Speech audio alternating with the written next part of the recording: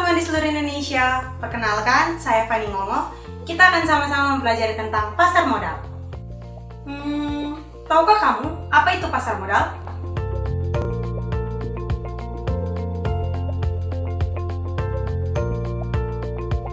Pada dasarnya, pasar modal tidak beda jauh dengan pasar tradisional, karena di sana terdapat pedagang, pembeli, dan transaksi jual beli. Pedagang di pasar modal disebut emiten, dan pembeli di pasar modal disebut investor. Pasar modal lah yang mempertemukan emiten atau pihak yang membutuhkan dana dengan investor atau pihak yang menyediakan dana. Sebagai contoh, untuk menjalankan perusahaan dan memperluas jangkauan usaha, perusahaan membutuhkan dana yang besar, bukan? Nah, dana tersebut diperoleh dari masyarakat investor dengan cara menjual surat-surat berharga perusahaan tersebut. Sehingga, pasar modal dapat diartikan sebagai suatu mekanisme yang memungkinkan pertemuan antara penawaran atau emiten dan permintaan atau investor untuk melakukan jual beli modal. Secara umum, pasar demikian disebut dengan bursa, sedangkan modal yang diperjualbelikan disebut dengan efek atau sekuritas, sehingga pasar modal di Indonesia disebut dengan Bursa Efek Indonesia atau BEI.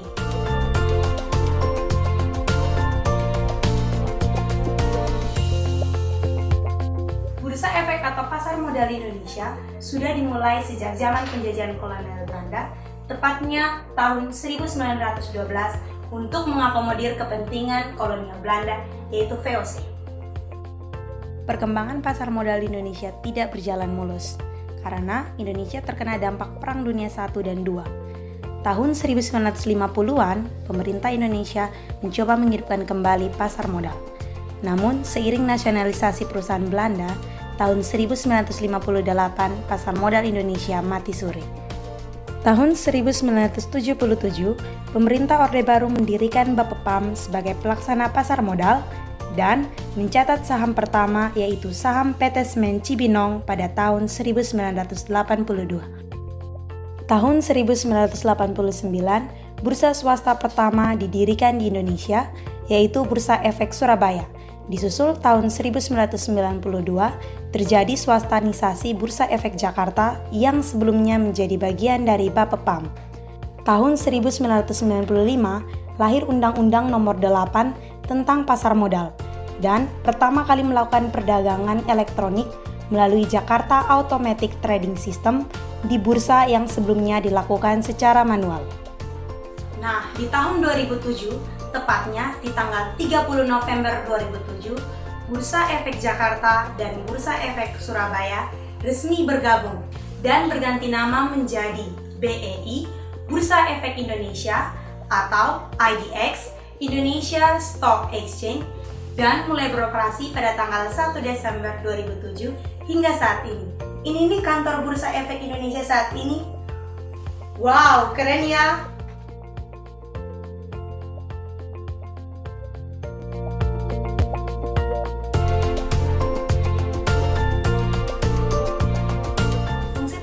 Terbagi menjadi dua, yaitu fungsi ekonomi dan fungsi keuangan. Sebagai fungsi ekonomi, pasar menyediakan fasilitas atau wahana yang mempertemukan dua kepentingan, yaitu pihak yang memiliki kelebihan dana atau investor dan pihak yang membutuhkan dana atau emiten. Sebagai fungsi keuangan, pasar modal memberikan kesempatan dan kemungkinan memperoleh imbalan bagi pemilik dana sesuai dengan karakteristik investasi yang dipilih. Sedangkan tujuan pasar modal adalah menghimpun kesempatan kepada masyarakat untuk meningkatkan pertumbuhan ekonomi dan memberikan kesempatan kepada masyarakat untuk ikut memiliki perusahaan dan ikut menikmati hasilnya.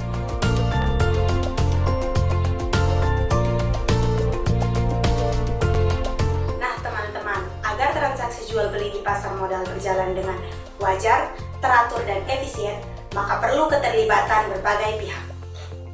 Bursa Efek Indonesia, Clearing Penjaminan Efek Indonesia, dan Kustodian Sentral Efek Indonesia merupakan self-regulatory organization pasar modal Indonesia. BEI, KPEI, dan KSEI diawasi oleh Otoritas Jasa Keuangan atau yang dikenal dengan OJK.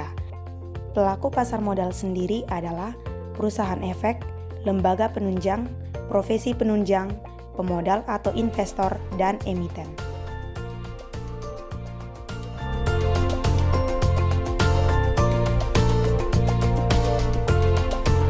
Teman-teman, ada dua jenis pasar modal, yaitu pasar perdana dan pasar sekunder. Pasar perdana adalah pasar yang memperdagangkan efek-efek untuk pertama kalinya sebelum dicatat di bursa efek. Mekanismenya adalah: pertama, penawaran perdana saham atau obligasi kepada investor dilakukan melalui penjamin emisi dan agen penjual. Kedua, investor yang berminat memesan produk pasar modal dengan cara menghubungi penjamin emisi atau agen penjual. Yang ketiga, investor melakukan pemesanan.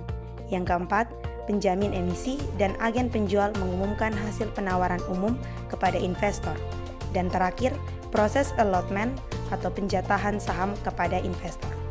Sedangkan pasar sekunder adalah pasar yang menunjukkan efek-efek yang telah dicatatkan di bursa efek. Misalkan seorang investor ingin menjual saham atau obligasi yang dimilikinya kepada investor lain. Nah, mereka ini akan dipertemukan di bursa efek seperti ini.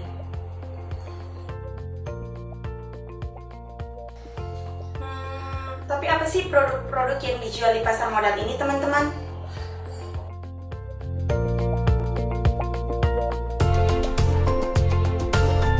Produk yang dijual di pasar modal antara lain saham, obligasi, right, warrant, dan reksadana. Yang pertama adalah saham. Saham merupakan bukti penyertaan atau kepemilikan dalam suatu perusahaan yang memberikan hasil investasi bersifat variabel tergantung dari kemampuan investor dalam mengelolanya. Investasi ini memiliki risiko dan keuntungan. Keuntungannya, pemegang saham mendapat tambahan modal atau capital gain dan memperoleh dividen. Tapi risikonya ya sebaliknya, tidak mendapat dividen, tidak mendapat tambahan modal, bahkan perusahaan bisa dikeluarkan dari daftar bursa. Yang kedua adalah obligasi. Obligasi adalah efek berbasis surat utang yang memberikan investasi bersifat tetap selama periode tertentu. Obligasi bisa dari perusahaan korporasi atau dari pemerintah. Nah, resiko obligasi ini lebih rendah karena investor mendapat kepastian jumlah yang akan diterima pada saat jatuh tempo. Investor juga memiliki hak klaim pertama jika emiten dilikuidasi. Yang ketiga adalah bukti right atau surat berharga yang memberikan hak bagi pemodal untuk membeli saham baru yang dikeluarkan emiten. Begitu juga dengan yang keempat, yaitu warrant atau surat berharga yang dikeluarkan oleh perusahaan yang memberikan hak kepada pemegangnya untuk membeli saham. Sama seperti produk pasar modal yang lain, right dan warrant sama-sama memberikan keuntungan berupa capital gain atau sebaliknya mendapatkan resiko capital loss. Yang kelima adalah reksadana.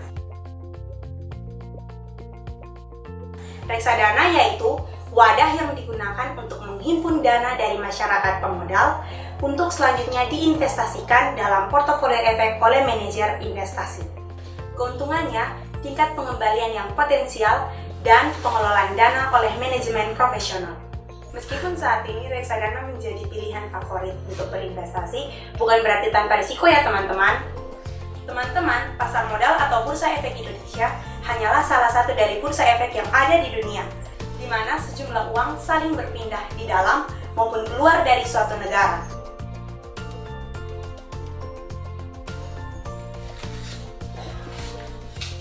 Nah teman-teman, itulah ulasan mengenai pasar modal. Selamat belajar dan semoga bermanfaat. Sampai jumpa!